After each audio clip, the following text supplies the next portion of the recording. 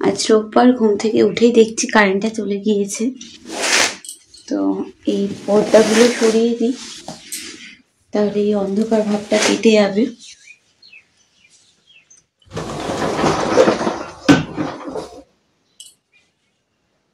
রিধান তো এখনো ঘুম থেকে ওঠেনি, এ দেখো ঘুমাচ্ছে এখনো, ঘরে যাচ্ছে তাই অবস্থা। এই যে বই খাতাগুলো দেখছো, পড়ার ব্যাগ, এগুলো সব না একটা র্যাকের মধ্যে আমি ভেবেছিলাম রেখে দেবো। ওর ওই নতুন করে র্যাকটা আনা হলো না, আর যার জন্য বই খাতাগুলো রাখা হচ্ছে না। আর এদিকে দেখো ব্যাগগুলো সব এইভাবে রেখেছি। কয়েকদিন তো বাড়িতেও ঠিক করে থাকতে পারিনি, তাই তোমাদের আমার যে রোজকার ব্লগ, মানে ব্লগের মধ্যে তোমরা দেখতে পাও কাজ টাজগুলো, সেগুলোও আমি তোমাদের দেখাতে পারিনি। আর কারেন্ট চলে গেল দেখো এই মাত্র। জল বোধহয় সেরকম নেই, কারণ কালকে একবারই পাম্প চালানো হয়েছিল। এই দেখো এখানে জামা কাপড়, এখানে জামা কাপড়, এগুলো নিয়ে যাব। তো মার ঘরেও জানলাটা খুলে দিই, চলো।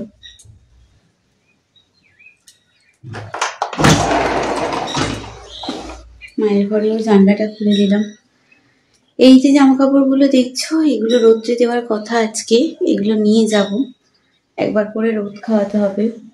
কিন্তু রোদ্দুরটা ঘুম থেকে উঠে দেখলাম রোদ্দুর, তারপর ফ্রেশ হয়ে যখন আসলাম দেখছি আবার মেঘলা ওয়েদার। কি যে করবো না। যেগুলো দেখালাম তোমাদের, মায়ের সঙ্গে গিয়েছিলাম সোনার দোকানে, তো সেখান থেকে মা আমাকে এই সিলভারের এই টপটাও কিনে দিয়েছে। এই দেখো সিলভারের টপটা, জানি না এটা কালো হবে কিনা, তবে ইউজ করতে করতে বোঝা যাবে যে এটা কালো হবে কিনা। এটাই কানে দিয়ে পরে আছি।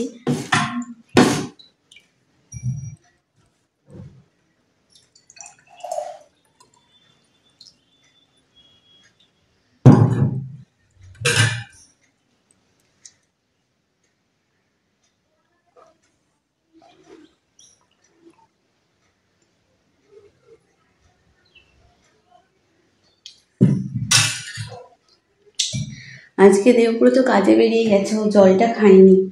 রোববার দিনও কিন্তু কাজ থাকে না, আজকে গেল, বললো কাজ আছে, বললো একেবারে বেরোই, দুপুরবেলা ফিরবো, আর একেবারে বাজারটাও করে আনবো। করে চলে এসছি। জামা কাপড়গুলো আগে ভেজাতেই, দেখো আগের দিনই সব জামা কাপড় মেলে দিয়েছি এই পাশটায়। আর অনেক জামা কাপড় আজকে আছে। এই যে দেখো এই জামা কাপড়গুলো ভিজিয়েছি।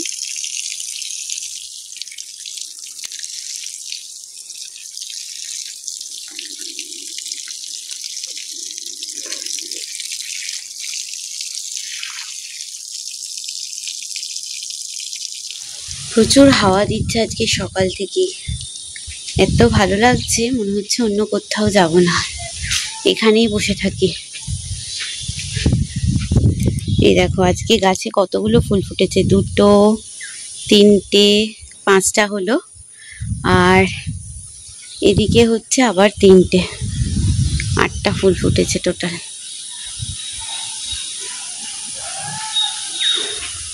এদিকে অপরাজিতা হয়েছে 2খানা, এই যে দেখো, এই যে অপরাজিতা। এই ফুলগুলো না শুকিয়ে যায়, একটু রোদ উঠলে শুকিয়ে যায় ফুলগুলো। সাদা ফুলটা ফোটেনি,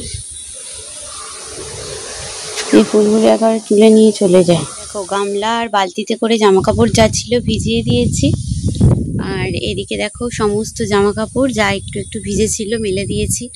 এই যা হাওয়া হচ্ছে না, সব শুকিয়ে যাবে, আর হালকা রোদ্দুর মাঝে মধ্যে বেরোচ্ছে। আর এই দেখো সব ফুলগুলো তুলেছি, এই ফুলগুলো না শুকিয়ে যায়, মানে এই অপরাজিতাগুলো, তো ওই জন্য একেবারে সব ফুল তুলে নিলাম। গিয়ে এবার নিচে ঘর ঝাঁট দিয়ে ঘরগুলো মুছে তারপর রান্নার কাজে হাত দেবো। আর এখানে দেখো স্ট্যান্ডটা এখনো রয়েছে, স্ট্যান্ডটা আবার যখন উপরে ঝাঁট দিতে আসবো, স্ট্যান্ডটা তখন উপরে আবার তুলে দেবো। তো চলো তাড়াতাড়ি আজকে সমস্ত কাজ করে নিতে হবে, রোববার যেহেতু, সোমবার থেকে আবার ছেলে স্কুল। হাওয়া দিচ্ছিল, হাওয়া দিতে দিতে কেমন করে বৃষ্টিটা এলে দেখো। সমস্ত জামা কাপড় ঘর ঝাঁট দিতে দিতে আমি চলে গেছিলাম উপরে। এই দেখো এই সব জামা কাপড়গুলো তুলে এনেছি, এগুলো তো একদমই ভিজে, আর এগুলো আধা শুকনো মতন। তো চলো ঘরটরগুলো এই যে ঝাঁট দেওয়া হয়ে গিয়েছে। এই একটা প্লাস্টিক উড়ে চলে এসছে, এখন সিঁড়িঘরটা ঝাঁট দেওয়া বাকি, যে ঝাড়ুটা রেখেছি সিঁড়িঘরটা ওপর থেকে নিচ পর্যন্ত ঝাঁট দিয়ে নেব, নিলে পরে ঘরগুলো মুছে নেব। কারেন্ট চলে গেছে, দেখো ফোনে ফ্ল্যাশ লাইট জ্বেলে গেলে ঝাঁট দিতে হচ্ছে। কাজগুলো ফেলে রাখলে না অনেকটা কাজ জমে যায়। আর আজ যেহেতু সানডেতে তো প্রচুর কাজ থাকে, তো তার জন্যই দেখো রিধান তো এখনও ওঠেনি, 9:30 বাজে। আমি কাজগুলো করে নিয়ে ঠাকুরকে খেতে দেবো, দিয়ে আমার সমস্ত রান্নাবান্না শুরু হবে। স্নান করে নিয়েছি, পুজো দেওয়া হয়ে গিয়েছে, চলে এসেছি জামা কাপড়গুলো তুলে ফেলতে। তার কারণ মাদের ওখানে যাব, তো মা বারবার ফোন করছে এই জামা কাপড়গুলো এখন রেখে গেলে কখন বৃষ্টিতে ভিজে যায়, ওই জন্যই কিন্তু সব তুলে নেব। তো চলো, এখনও কিছু কিছু ভিজে। আর এই স্ট্যান্ডটা দেখছি হাওয়াতে না পুরো সেই ওই কর্নারে চলে গেছে, ভাগ্যিস ছাদ দিয়ে পড়ে যায়নি। চাকা লাগানো আছে তো এই নিচগুলোতে, খুব মানে সমস্যা। ওই জন্য আমি এবার ভাবছি শক্ত কিছু দিয়ে দুপাশটায় দিয়ে দিতে হবে, যাতে না আর চাকাতে করে সরে যায়। বারবার খালি আজকে জামা কাপড় পরে যাচ্ছে। চলে এসেছি মাদের বাড়িতে, অনেকক্ষণ খাওয়া দাওয়া হয়ে গিয়েছে, তো ওই সন্ধ্যেবেলা স্ন্যাক্স আইটেমের জোগাড় হচ্ছে। তো চলো তোমাদের দেখিয়ে দিই আজকে দুপুরবেলা কী কী রান্না হয়েছে। আর ডিমের টেবিল করছি, মা যাবে মাসির বাড়িতে, দিদাদের জন্য কয়েকটা নিয়ে যাবে। তো চলো, আবার রিধানের ড্রয়িং আছে, তো চলো তোমাদের দেখিয়ে দিই দুপুরে কী কী রান্না হয়েছে। দুপুরে কিন্তু মা ভাত করেছিল, ইলিশ মাছ ভাপা করেছিল, আর এদিকে দেখো কাটা মাছের কিন্তু ঝোল করেছিল ঝিঙে আলু দিয়ে। খুব সুন্দর খেতে হয়েছিল মাছের ঝোলটা, আমার কিন্তু ভাপাটা অতটা ভালো লাগে না। মাছ ভাজাও হয়েছিল, মাছের তেল ছিল। এদিকে দেখো টমেটোর চাটনি, এটা রিধানের অনুষ্ঠানে যেটা হয়েছিল সেটাই কিন্তু ফ্রিজে রাখা ছিল। আর পাঁপড় ভাজা হয়েছিল। আর বিকেলের জন্য কিন্তু এখানে তৈরি হচ্ছিল ডিমের টেবিল। ডিম সিদ্ধ আর আলু মাখা হয়ে গিয়েছিল, শুধু কোটিংটা বাকি ছিল। তো কোটিং করার পর ভাজার পর মাকে কিছুটা দিয়ে দিয়েছিলাম, সেটা মা মাসির বাড়িতে নিয়ে গেছিলো।